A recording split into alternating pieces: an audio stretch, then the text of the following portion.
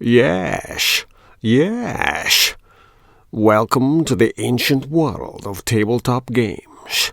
I am Agamemnon from the historical documentary Time Bandits. This is a report from a fugitive.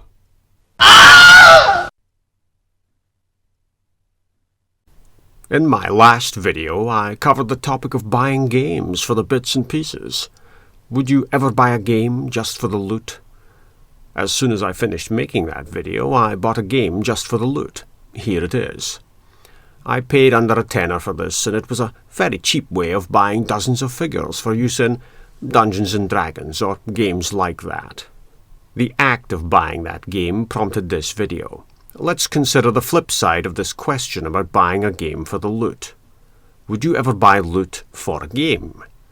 The game comes along, you like it. I'm not talking about buying dedicated expansions for that game, or very specific storage for that game, or the inevitable storage for the expansions you're about to purchase. I mean bits and pieces, whether those are specialized third-party meeples or generic props. Adding items to a game will add another mountain to the range of storage before you. Why add loot to your games, even if there's already plenty of loot in those games? Would you buy loot? Yes, if adding stuff aids visual recognition. Improve on the choice of game components by switching to bits and pieces that are easier for colorblind players to deal with, for example. Larger playing pieces assist visually impaired gamers and those who struggle with arthritis or other conditions like that. If your budget stretches to outsized versions of games, make sure they are games you really truly like.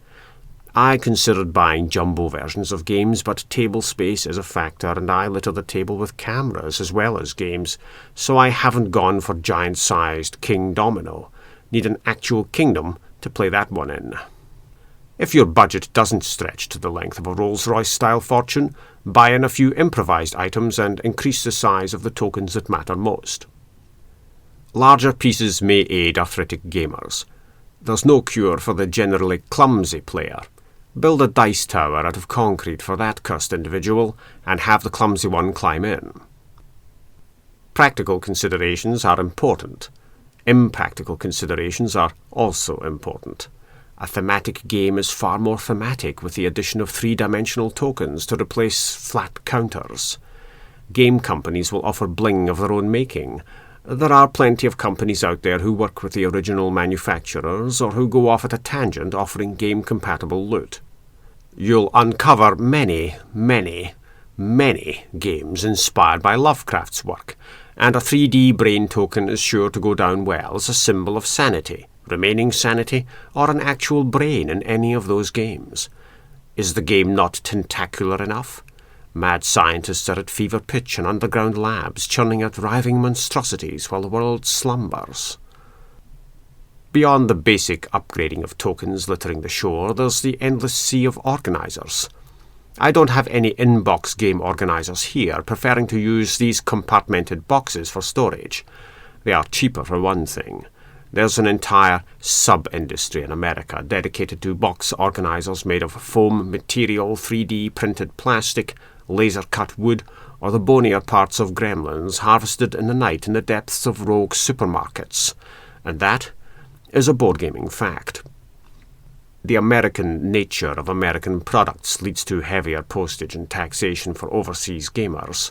Not to be blunt about this, it's cheaper to buy a compartmented plastic box for component storage than it is to pay for a dedicated wooden Cthulhu crate, Elder Sign and all. Sacrifice someone's firstborn for that one. Box organizers are occasionally designed with game expansion material in mind. I just throw another plastic box on the pile.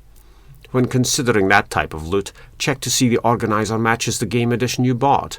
I had an in-box organizer in mind for Istanbul, but my copy is the all-in-one big box, which was cheaper than the original game plus expansions.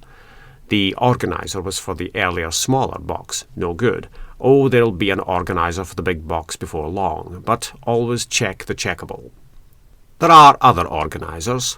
Herding all the bits and pieces into place for your Cthulhu-based game is a thankless task. It's debatable whether character organisers improve on the basic situation, but here's an example of a Cthulhuid organiser for 2nd edition Arkham Horror. Again, match the game edition to the organiser loot to lessen tentacular trouble. You'll never avoid tentacular trouble in Cthulhu games. This type of organiser gives players across the table an easier time of keeping an eye on Cthulhu's great slumber. Never let the clumsy player near this loot. Fortune and Glory comes with its own small house of loot. The addition of monuments here wouldn't be out of place in a game of Eldritch Horror or any other game with a world-spanning map and the space for additional construction.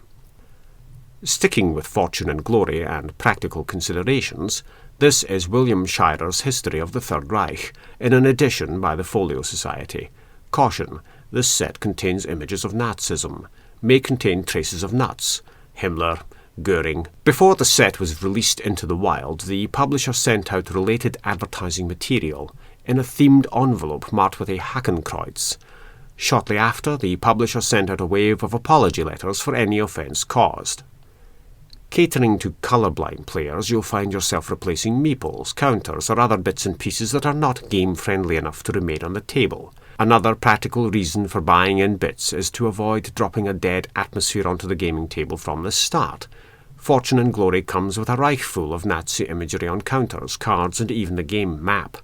I talk about that in my video on banned symbols in Germany, which I'll link to at the end of this video. You may wish to switch unpalatable game components for functional ones that don't cause offence. High on the list of gaming rules, know your players. Sleeve game cards, replace counters, do what you have to do to play the game, or just leave it all in there if you feel the only way to play an anti-Nazi pulp-era game is by including the villains in full. But remember, practicality is another reason for buying in loot for a game. Pandemic relies on pawns for characters. The easiest way of upgrading is buying dedicated meeples. Bits and pieces are also available for disease tokens. Theme aims to be a touch more thematic with items like that. Board organisation is a thing. Perhaps the game doesn't have a board, as with 1066 Tears to Many Mothers. You don't need the oversized mouse mat to organise the battlefield packed with cards, but it helps. A different form of board organisation comes in the shape of these discs for use with 878 Vikings. Rather than herd all the miniature warriors across the board at the feet of a leader, I opted to use these discs to represent the numbers involved. Warriors sit on the leader's card at the edge of the board. Discs provide at-a-glance information on the board itself instead. Sometimes it's all about the sound and feel of game components, not just the visuals of those bits and pieces. Upgrading from cardboard coins to metal ones is an expensive proposition. But the sound of the coins, the feel of them, the subcategory of gamers who love metal coins.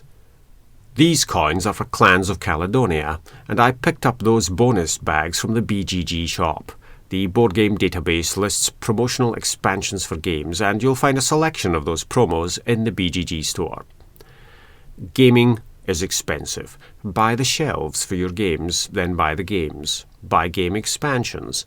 Add more storage, organisers, and loot for those games. Avoid bank robbery outside of gaming. It may fund your Cthulhu habit in the short term, but it'll only lead to jail, directly to jail. Do not pass go. Do not play Monopoly. Don't feed games after midnight, and never get them wet.